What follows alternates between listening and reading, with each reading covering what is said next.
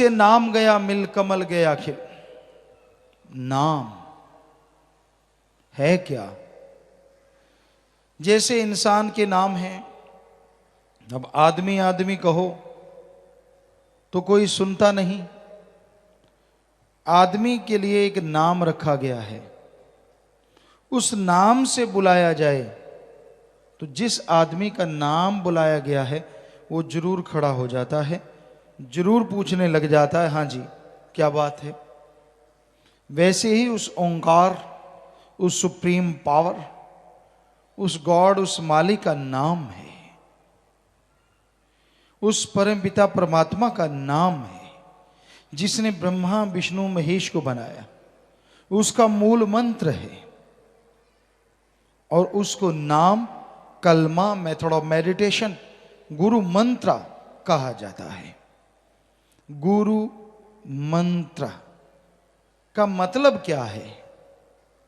गुरु का मंत्र नहीं, भगवान के वो शब्द जिसे नाम कहा जाता है, मेथड कहा जाता है, उसको गुरु पीर फकीर खुद जाप करें, खुद उस पे अभ्यास करें और उससे मालिक कण कण में, जर्रे जर्रे में नजर आए तो गुरु पीर फकीर फिर वो शब्द सबको बताएं कि भाई हम भी इंसान, आप भी इंसान।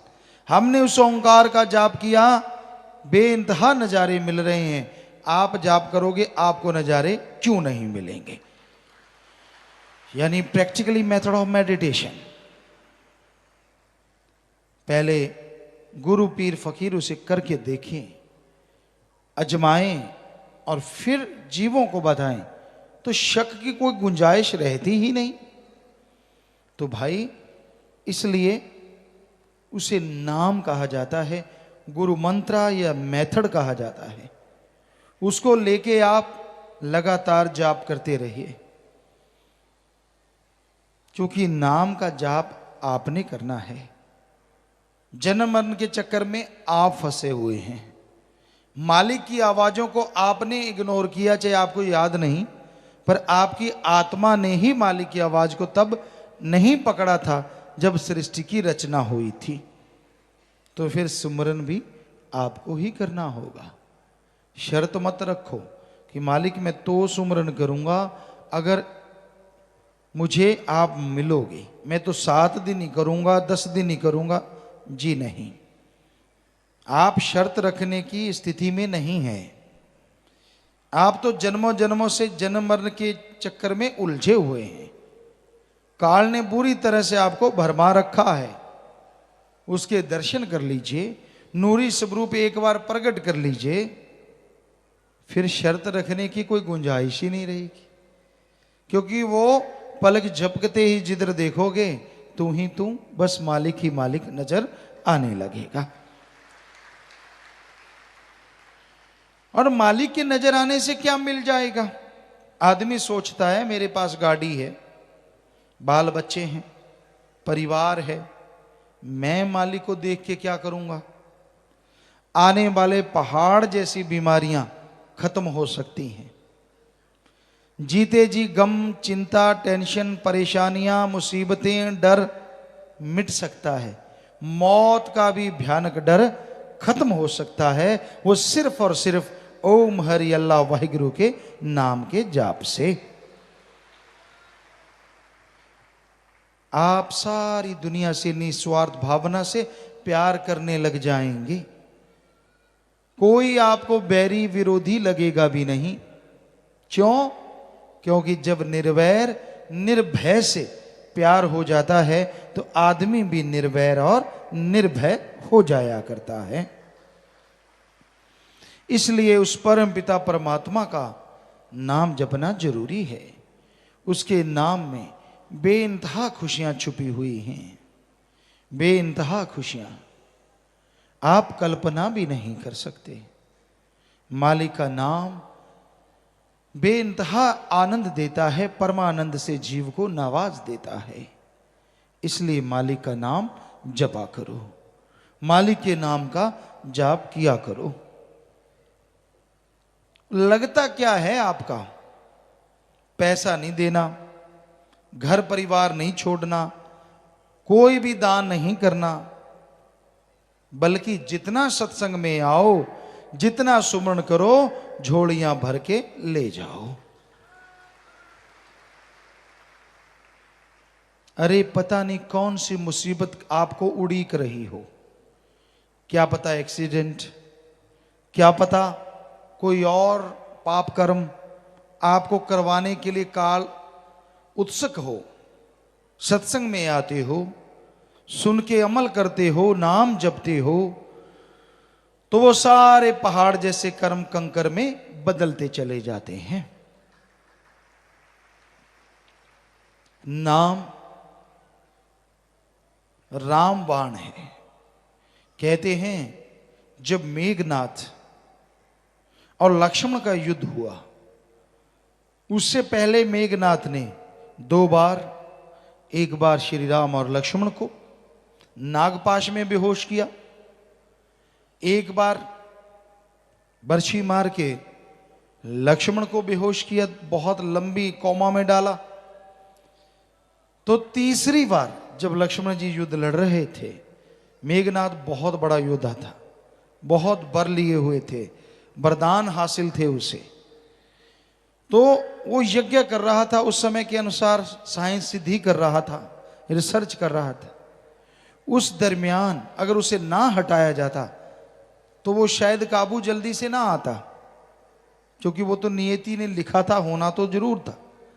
तो कहते लक्ष्मण ने जोर लगा लिया, काबू नहीं आ रहा था, अस्त्र शस्त्र चलाए। तो कहते लक्ष्मण जी ने फिर जो बाण चलाया, उसे कहा तुझे राम की सौगंध है, कसम है,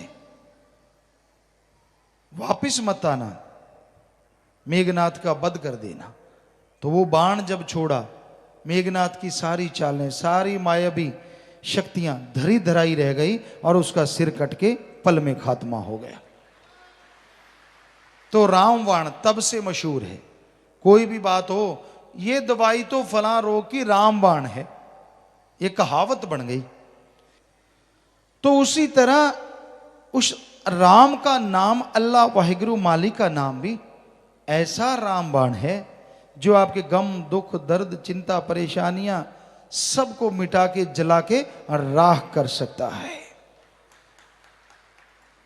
आवागमन से आजादी दिलाता, जन्मों जन्मों के पहाड़ जैसे पाप कर्मों को खत्म कर देता है।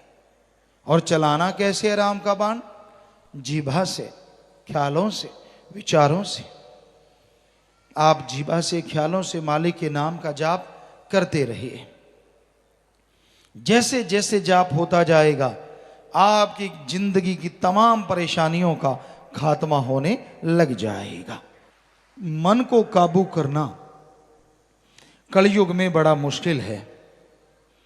मन ने बड़े बड़े लोगों को तिगड़ी नाच नचा रखा है। मन को काबू करने के लिए भी अगर अचूक कोई साधन है तो वो है प्रभु का नाम।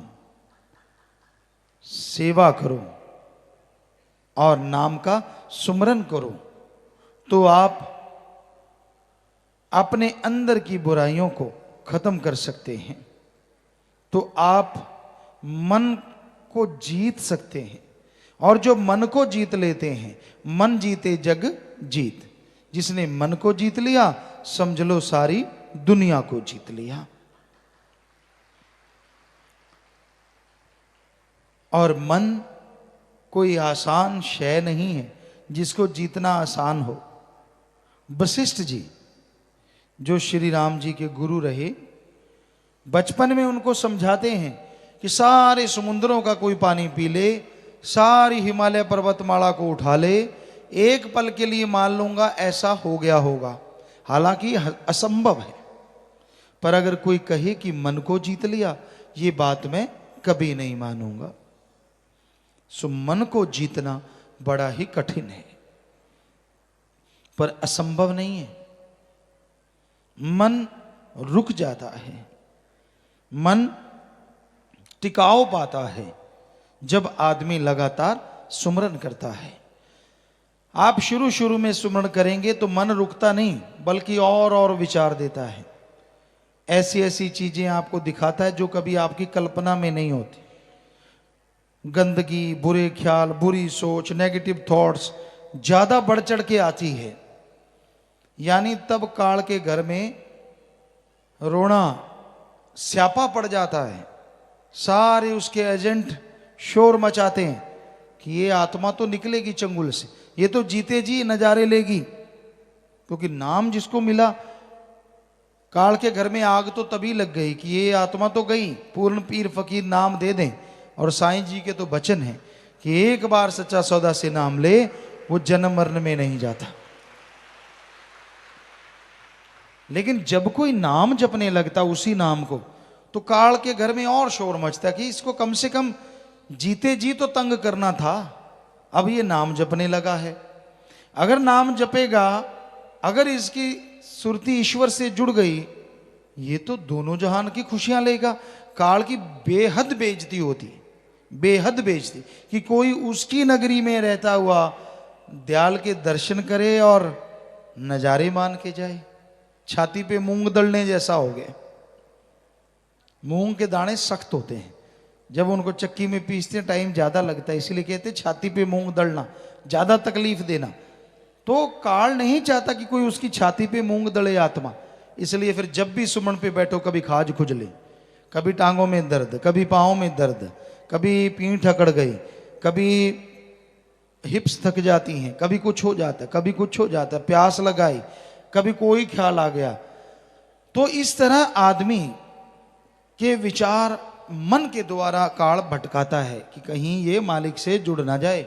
और बेवकूफ लोग मन के हाथों बहक जाते, हाँ क्या है छोड़। मन कहता है सिमरण करने वालों को क्या मिल गया, वचन मानने वालों को क्या मिल गया। जो ज्यादा वचन मानते हैं, ज्यादा सिमरण करते हैं, मालिक के प्यार में रहते हैं, क्या मिल गया।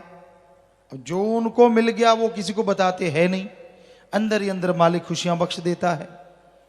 और उसको नहीं मिला होता, इसलिए मन कहता कुछ नहीं है, ऐश कर, जिंदगी है, अपने हिसाब से जिएंगे।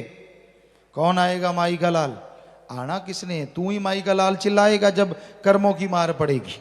ना माई आएगी ना बाप आएगा, तब अकेले को सब कुछ सहना होगा। तो भाई कलयुग में एकमात्र उपाय जो सब दुखों से छुटकारा करवा सकता है, वो है ओम हरि अल्लाह मालिक का नाम, उस परम पिता परमात्मा का नाम। नाम का सुमरन संजीवनी है। हर रोग, हर परेशानी से अगर कोई मुक्ति दिला सकता है तो प्रभु का नाम है। मालिक से टूटा हुआ प्यार अगर कोई जुड़वा सकता है तो वो मालिक का नाम है। जन्मों जन्मों की लगी हुई प्यास अगर कोई बुझा सकता है तो वो मालिक का नाम है। और मालिक के नूरी स्वरूप से अगर कोई मिला सकता है तो वो मालिक का नाम है। इसलिए नाम का जाप जरूर करो, नाम का सुमरन जरूर करो। नाम सुमरन से मन ना चुराओ। कई लोग कहते हैं बड़ा काम धंधा होता है। क्यों? नाम जपने के लिए क्या फावड़ा चलाना है या ट्रक खींचना है? आपने नाम जपना है, काम करते रहो। हाथों पैरों से कर्म जोगी और जीवा ख्यालों से ज्ञान जोगी। पंजाबी में कहावत है, हथ कारवल ते ध्यान यारवल। काम धंधा करते रहिए और जीवा से ख्यालों से मालिक का नाम लेते रहिए। असल बात कुछ और है। कलयुग का ये टाइम है और काल यौवन पे है। तो ऐसे में आदमी नाम जपना ही नहीं चाहता। बिल्कुल जो खाली हैं, सारी दुनिया के मोह ममता को दिखने में त्यागे बैठे हैं, वो भी कहते हैं नाम नहीं जपा जाता। कई बार हम कहते हैं बेटा घंटा सुबह शाम जाप किया करो। आधा घंटा ठीक नहीं? बता क्या, बता कौन सी चीज करने वाली है और क्या करना है? चलो आधा घंटा कर लिया करो। फिर कहते हो ये काम थोड़ा मुश्किल है। 10-15 मिनट भी काफ़ी है, क्योंकि हम सत्संग में बोल देते हैं ना 15 मिनट काफ़ी है, घंटे वाले भी 15 पे आने को तैयार हो जाते हैं। पिता ने बोला है, हमने तो ये भी बोला है चाहे सारा दिन जाप करो, वो नहीं पकड़ना, जो कम से कम 15 मिनट ठीक है, 15 करेंगे। अब 5 पे आ जाएं तो बड़े खुश होंगे, 5 पे आ जाएंगे।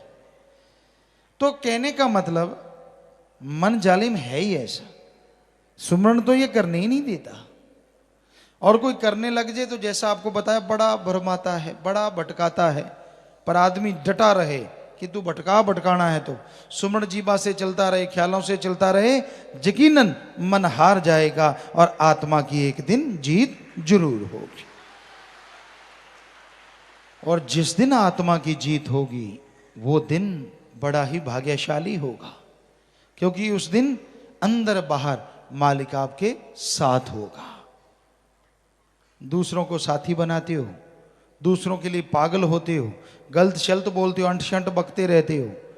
अरे अगर सच्चे दिल से राम को याद करोगे, भक्ति इबादत करोगे, तो प्रभु की ऐसी कृपा होगी, उसकी ऐसी दया में रहमत होगी कि आप खुशियों से माला माल हो जाएंगे। राम जी आपका साथ देंगे, हर कदम पे हर जायज इच्छा आपकी पूरी करेंगे। आपको ठोकरें नहीं खानी पड़ेंगी, आपको बीमारियों का सामना नहीं करना पड़ेगा, क्योंकि राम में बड़ी शक्ति है। इसलिए राम का जाप करो, ओम हरि अल्लाह वाहिगुरु गौड़ खुदा रब। जब तक उसका जाप आप जीभा से ख्यालों से नहीं करते, तब तक आपको वो खुशियां नहीं मिलती जो मिलनी चाहिए।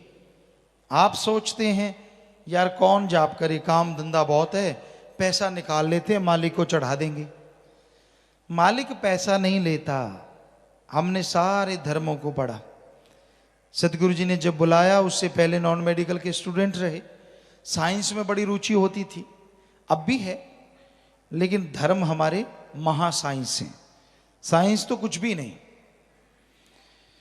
तो सारे धर्मों को पढ़ा, सतगुरु ने वचन किए, टाइम लगा जब जब भी सारे धर्मों को पढ़ा, स्टडी की, हमारे पवित्र वेद हिंदू धर्म के शास्त्र, गीता, रामायण, महाभारत, 5वां वेद, सभी को पढ़ा। सिख धर्म की पवित्र गुरबाणी, इस्लाम धर्म की पवित्र कुरान मजीद, कुरान शरीफ, और ईसाई धर्म की पवित्र बाइबल, रूहानी सूफी संतों की वाणी, शेख फरीद, नामदेव, कबीर जी, धन्ना भगत, रविदास, और भी जितने भी संत महापुरुषों की वाणी आती की आ रही है, पढ़ते हैं जब भी टाइम मिलता है। तो हमने सब में पढ़ा भगवान दाता था, दाता है और दाता ही रहेगा, वो मंगता नहीं हो सकता। जो आदमी मालिक के नाम पे लेते हैं, असल में वो खुद ही खा जाते हैं। क्या आपने भगवान को, अल्लाह वाहिगुरु राम को कभी पैसा उठाते देखा है? मतलब परस्त है ये संसार, मतलब परस्त, स्वार्थी, बेहद स्वार्थी। कई लोग तो माथा भी तब टेकते हैं जब उनको जरूरत होती है। जैसे बच्चे जब परीक्षाएं नजदीक आती तब भगवान बहुत प्यारे लगते हैं, मंदिरों में, मस्जिदों में, गिरजाघर, गुरुद्वारों में, तब प्रसाद खूब चढ़ता है। क्या मालिक को मक्खनबाजी लगाई जा रही है कि मालिक तू मुझे मिल जा, तू मेरे रात को पेपर दिखा दे, मैं पेपर देख लूंगा, मैं तुझे प्रसाद चढ़ाऊंगा। तो स्वार्थीपन, गर्जीपन संसार में आ गया है। आगे पीछे राम जी कहाँ रहते हैं, कोई लेना देना नहीं। कोई काम पड़ जाए जी, क्या बटरिंग चलती है, फिर खूब बटरिंग, खूब, और अंदर ही अंदर मालिक बसेजता ही नहीं, मेरी सुनता ही नहीं। सुमरण कर बच्चे, सुमरण, लगातार भक्ति कर। उसको नाटक से नहीं जीता जा सकता, उसको पाने के लिए भावना शुद्ध करो। किसी दिखावे में, किसी ताम झाम में वो आने वाला नहीं है। उससे सच्चा प्यार करो, तड़फो, व्याकुल हो जाओगे उसके लिए तो जन्मों जन्मों की व्याकुलता खत्म हो जाएगी। तड़फ जाओगे अगर अल्लाह राम के लिए तो जन्मों जन्मों की तड़फ खत्म हो जाएगी, रोगों से निरोग बन जाओगे और गम से बेगम हो जाओगे। ये अजमाई हुई चीज है, हम आपको 100% गारंटी देते हैं। ना पैसा दो, ना धर्म छोड़ो, ना जात मजहब बदलो, ना घर परिवार छोड़ो, बाल बच्चों में रहते हुए आप राम का नाम जपो, उस ओंकार का जाप करो, चलते बैठ के काम धंधा करते, जब मर्जी जीबा से ख्यालों से, हम आपको गारंटी देते हैं इस कलयुग में ऐसी भक्ति मालिक मंजूर करेंगे और बदले में परमानंद से आपको जरूर नवाज देंगे। अब फिर भी राम का नाम ना लो, बताओ क्या बोझ लगता है? ना धर्म छोड़ना, ना पैसा देना। तो भाई मालिक का नाम लेने में कोई जोर नहीं लगता, लेकिन फिर भी जीव लेना नहीं चाहते, फिर भी भक्ति इबादत नहीं करना चाहते, तो फिर कर्मों की मार पड़ती है, कर्मों का फल भोगना पड़ता है। तो आप मालिक के नाम का जाप किया करो, टेंशन ना लो, चिंता ना करो। गम चिंता परेशानियां इंसान को गुमराह करती हैं, इंसान को बर्बाद करती हैं। जो लोग गम चिंता परेशानी टेंशनों में फंस जाया करते हैं वो बर्बाद हो जाते हैं। जो संत पीर फकीर की बात नहीं सुनते, अनसुनी कर देते हैं, वो दोजख का रास्ता अपने लिए खोल लेते हैं। ये कोई बद्दुआ नहीं, ये हकीकत है। संत बताते हैं नाम जपो, बचनों पे रहो, अहंकार छोड़ दो, दीनता नम्रता धारण करो, सबका भला मांगो, सबसे बेगर्ज मोहब्बत करो। जीव सुने और अमल कर ले, कोई कमी जीव को नहीं रहा करती। इस कलयुग में जलते बलते जीवों के लिए संजीवनी है। काम वासना, क्रोध, लोभ, मोह, अहंकार में जो लोग जल रहे हैं, बल रहे हैं, सत्संग में ओम, हरि, अल्लाह, गॉड, खुदा, रब, वाहिगुरु, ईश्वर का वो नाम मिलता है जिसका जाप करने से जन्मों जन्मों के पाप कर्म कट जाया करते हैं।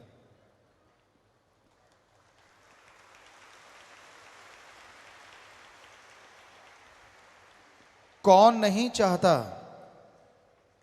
कि वो बेगम हो? कौन नहीं चाहता कि वो निरोग हो? कौन नहीं चाहता कि उसका घर परिवार सुख शांति से, परमानंद से जीवन जिए? हर कोई चाहता है कि ऐसा हो, लेकिन परमानंद के लिए हर गम, दुख, दर्द, परेशानी की बीमारी के लिए एकमात्र उपाय, एकमात्र इलाज, एकमात्र टॉनिक अगर कोई है तो वो है मालिक का नाम। मालिक का नाम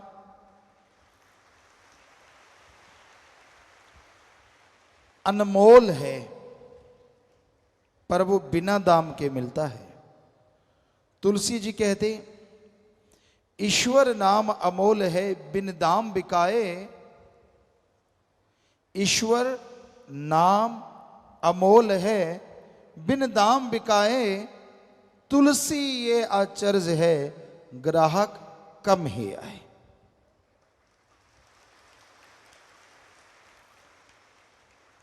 ईश्वर का नाम अनमोल है, पर बिना दाम के वो मिलता है।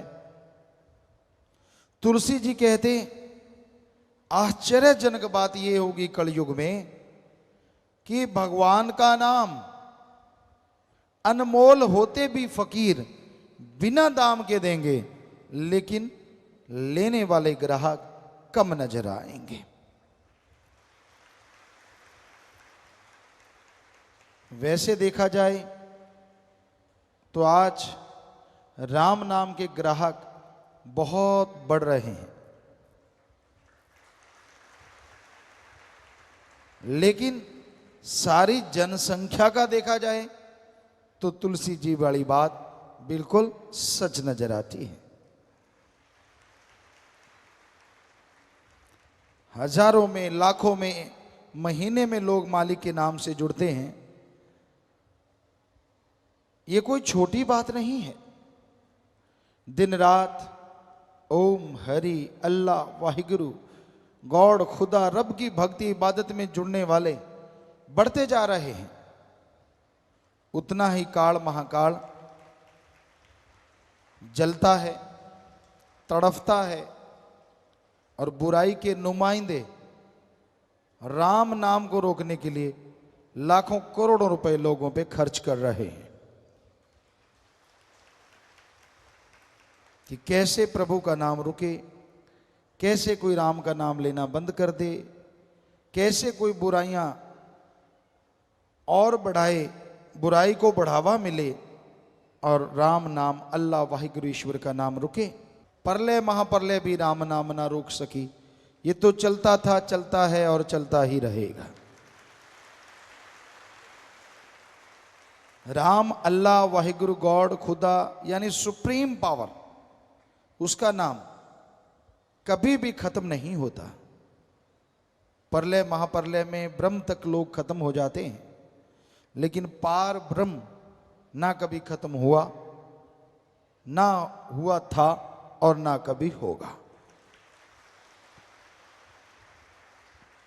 वो धुन है, वो अनहद नाद है, वो हरि रस है, वो अमृत है, वो आबो हयात है।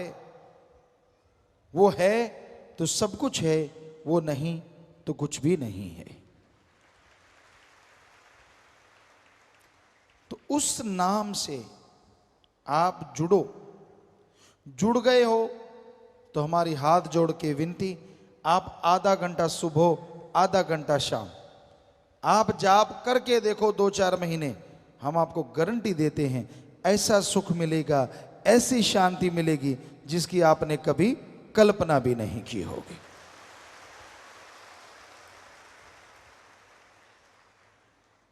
अब आप अगर जाप करते ही नहीं तो क्या किया जाए? बेपरवाह जी फरमाया करते, दिल करता है कि सब लोग जाप करें पर कोई करता नहीं, और ऐसा कुछ है नहीं जो घोल के पिला दें। राम नाम तो जपना पड़ेगा।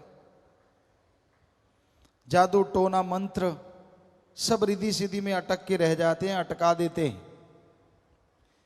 मालिक का नाम सुखों की खान है और उसका जाप करते हैं, करते हुए जो ओढ़ निभा जाते हैं, दोनों जहां में उनकी जय जयकार होती है और उनका नाम अमर हो जाता है।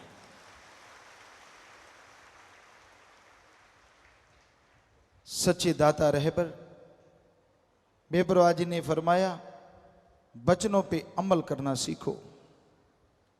राम नाम का जाप करो, मालिक के नाम की चर्चा करो और मालिक का नाम वो परमानंद देगा, वो खुशियां देगा जो अनमोल हैं, किसी भी मोल कहीं से भी खरीदी नहीं जा सकती। तो राम का नाम खुशियां लेके आता है, बदले में कुछ देना नहीं पड़ता, ना पैसा देना पड़े, ना घर परिवार त्यागना पड़े। आप घर परिवार में रहते हुए मालिक का नाम ले सकते हैं और उसकी कृपा दृष्टि के काबिल बन सकते हैं। राम नाम जपने के लिए लोग सब कुछ त्याग देते हैं। इंसानियत की सेवा के लिए जो त्यागी तपस्वी यानी ब्रह्मचारी सतब्रह्मचारी बन जाते हैं, वो नसीबों वाले होते हैं।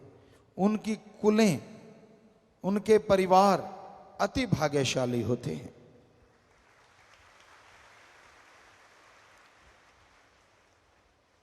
भीष्म पितामह हिस्ट्री में, इतिहास में बड़े योद्धा, शूरवीर, बहादुर हुए। और उनका नाम भीष्म क्यों पड़ा?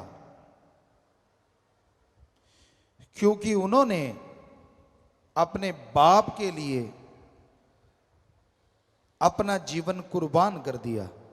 ये कसम खाई कि मैं जिंदगी भर शादी नहीं करवाऊंगा, ब्रह्मचर्य का पालन करूंगा, ताकि उसका बाप शादी करवा सके और उस शादी से जो बच्चा हो वो राज सिंहासन संभाल सके।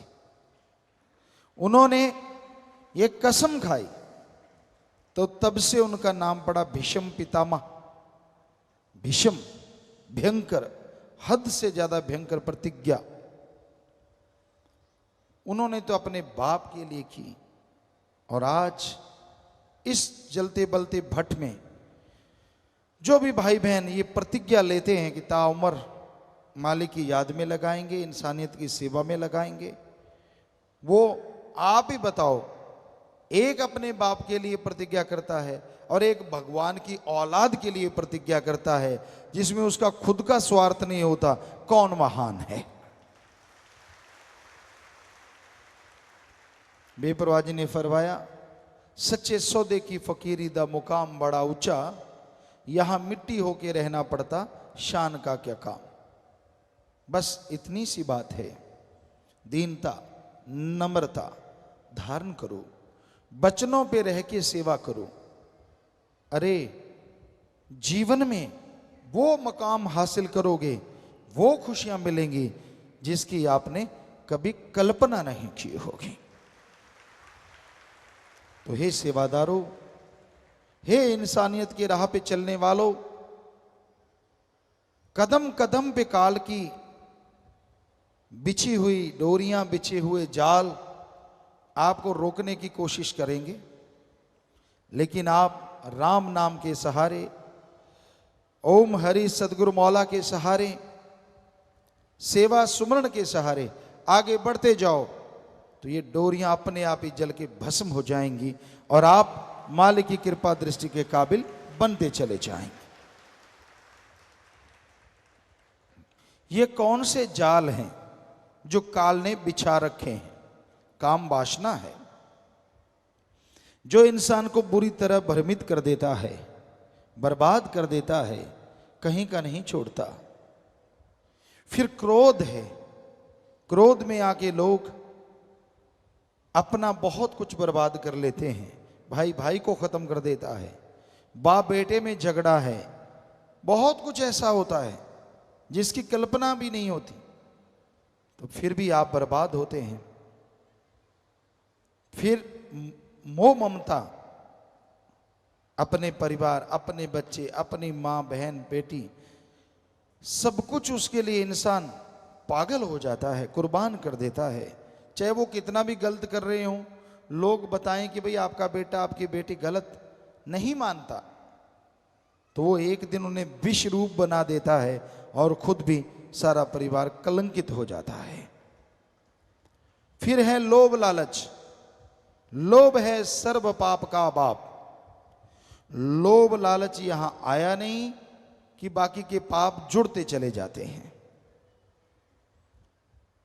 इंसान भूल जाता है सब कुछ, अपनों का बुरा करता है। हम आपको बात सुनाया करते हैं, आज फिर ख्याल में आई। एक चोर था, बड़ा शातिर चोर, बड़ा ही शातिर, जिसे कभी कोई पकड़ नहीं पाया।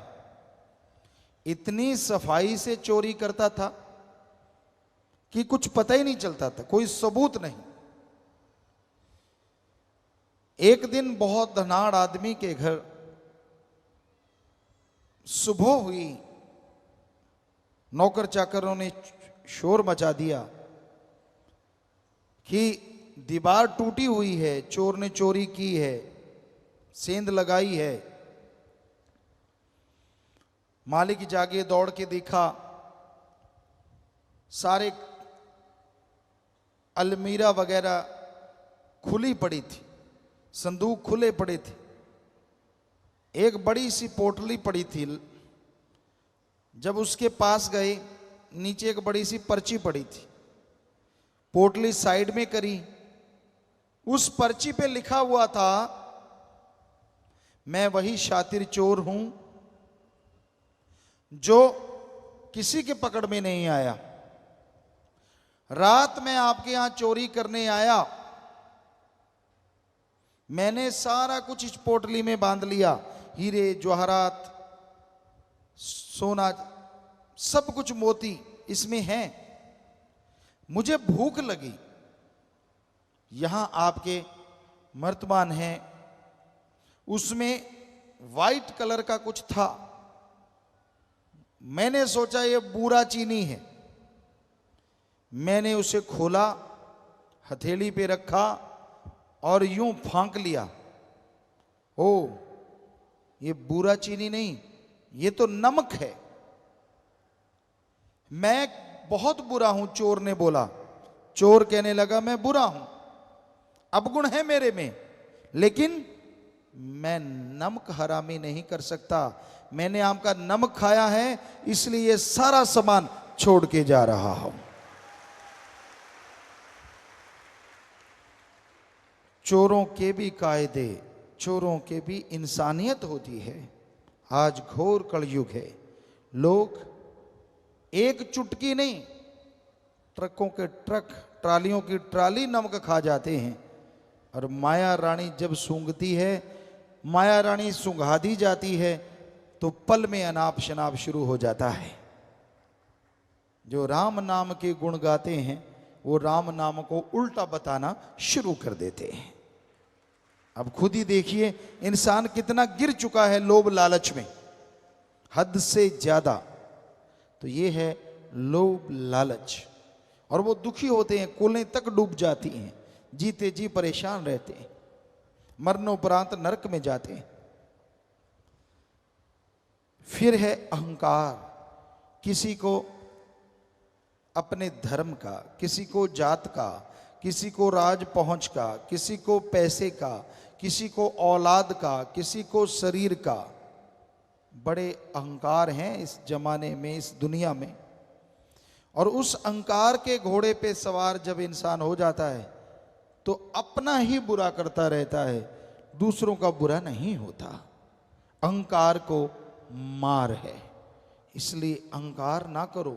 रावण से बढ़ के और कोई मिसाल हो नहीं सकती, उदाहरण हो नहीं सकता। सब कुछ था रावण के पास, चारों वेदों का टीकाकार पंडित, यानी कहीं से भी कोई दोहा बुलवा लो, अगली लाइन बोल देता था, उसकी व्याख्या कर देता था। सफल, अति सफल राजनीतिज्ञ।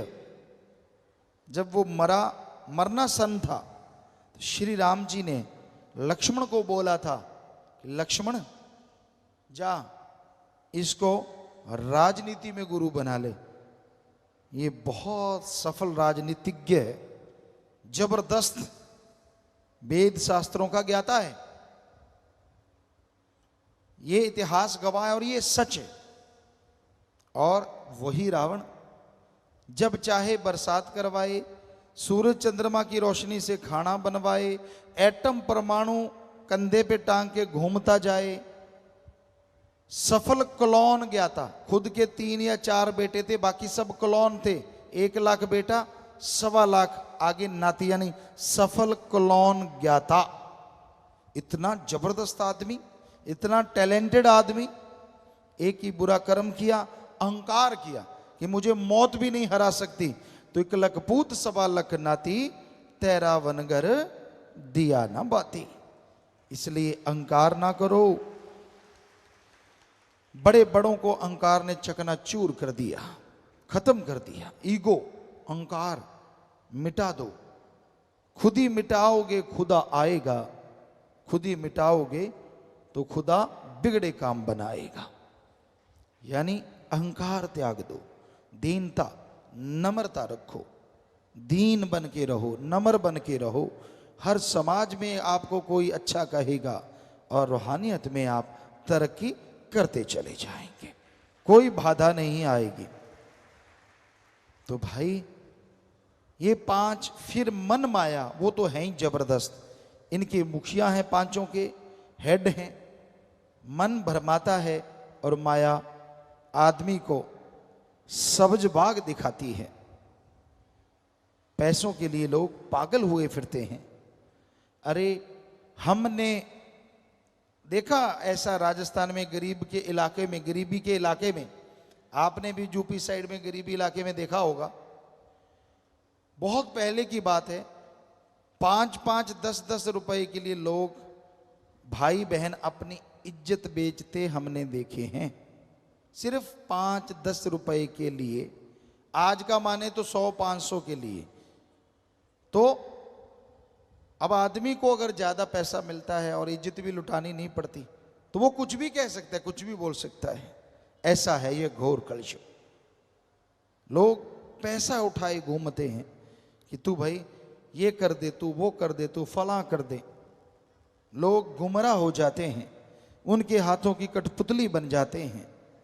आज समाज में आम देखने को मिलता है, सब कायदे कानून भूल के उसी में लग जाते हैं। तो भाई इस कलयुग में इन सातों ने भयंकर तूफान खड़े कर रखे हैं। किसने? काम वासना, क्रोध, लोभ, मोह, अहंकार, मन माया ने। सातों के चक्रव्यूह में लोग बुरी तरह से टाइट होते जा रहे हैं। बचेंगे वो और बचे हैं वो जिनके माँ बाप का अच्छा साया है, अपने गुरु पीर फकीर के वचनों पे जिन्होंने अमल कमाया है, कमाएंगे वो बच जाएंगे। ये सातों को वो ही धूल चखाएंगे, वरना ये सात किसी के काबू नहीं आएंगे। तो इसलिए राम नाम से जुड़े रहो, सेवा सिमरण करते रहो। आप फिक्र ना करो आपके पास पैसा कम है, जमीन जायदाद कम है, क्या पता उस कम में मालिक ने कितने काट दिए आपके गम है, कोई भरोसा नहीं। हो सकता है बहुत जमीन होती, बहुत जायदाद होती और कोई ऐसी बीमारी लगती जो लाखों रुपए होते, वो तो उड़ते ही उड़ते जमीन भी बिक जाती और शरीर भी बर्बाद हो जाता। मालिक को शुक्र करो, उसका शुक्राना करो। बेपरवाजी फरमाते गरीब है तो क्या हुआ, तंदुरुस्ती नियामत है और मालिक तेरा लड़ पकड़ा है, इससे बड़ी दौलत दुनिया में दूसरी नहीं हो सकती। एक बार हम सत्संग करते करते, दिन में 3 सत्संगें होती थी, 7 से 9, 12 से शायद 7 से 9:30 और 12 से 2:30 बजे और फिर 3:30 से 5:30, ऐसा 3 सत्संग डेली होता था। तो हम सत्संग करते करते करते करते राजस्थान के एक एरिया में गए, पहाड़गंज उस एरिया का नाम था। होता क्या था, पहली सत्संग करी, सेवादारों की 3 टीमें होती थी। पहली टीम सत्संग करवाती, 3rd जगह पे पहुंच जाती थी, 3री जगह, और एक दूसरी वाली होती थी। तो दूसरी वाली सत्संग करवाने के बाद टेंट वगैरह लगवाने के लिए तीसरी टीम के साथ जंगलों में चली जाती थी कि यहाँ सत्संग होना है। अगले दिन का आसपास के जंगलात, खाली जगह, वहाँ टेंट लगाते थे और जंगल में हम सब लोग रुका करते थे टेंटों में। तो उस पहाड़गंज एरिया में सत्संग होना था, 3 सत्संगें हुई। हम रात को पहुंचे तो हमें बताया कि पिताजी यहाँ पास में एक गरीब परिवार रहता है, 2 मियाँ बीबी, बुजुर्ग, काफी उम्र थी उनकी, बुजुर्ग थे। तो कहते उनका मकान एक सही है, एक की आधी छत गिरी हुई है, गरीब हैं, पैसा नहीं है। तो हमने कहा फिर, कहते हमने उनको बोला कि आटा ले लो। वो कहते गुरुजी आएंगे, यहाँ रुकेंगे, हमारा कुएं का पानी पियो, कोई हर्ज नहीं, पर क्या हमें कुछ देना पड़ेगा? सेवादार कहते नहीं, आपको कुछ देना नहीं पड़ेगा, बल्कि हम आपको आटा देते हैं, आपकी छत बना देते हैं, घर बना देते हैं। वो हाथ जोड़ के खड़े हो गए, दोनों बुजुर्ग बागड़ी परिवार। कहने लगे भाई हो सके तो माने थारे गुरुजी से मिला दो, कि अगर हो सकता है तो आप हमें आपके गुरुजी से मिला सकते हो। वो कहते हाँ। तो हमें कहने लगे गुरुजी उनको मिलाएं। हमने कहा जरूर मिलाओ। बुलाया, दोनों बेचारे बुजुर्ग, लगभग 70-80 साल के बीच की उम्र, मियाँ बीबी। हमने कहा बोलो बेटा हम आपकी क्या सेवा कर सकते हैं। आंखों में आंसू आ गए।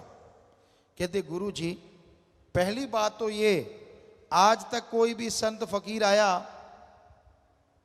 हमसे भी पैसा लेके गया, हालांकि हमारा आधा घर गिरा हुआ है, इतनी फसल नहीं होती, लेकिन पहले आप फकीर हैं जिसके भक्त ये कहते हैं हम आपका घर बना दें, आपको आटा दे दें, तो हमने ये नहीं लेना।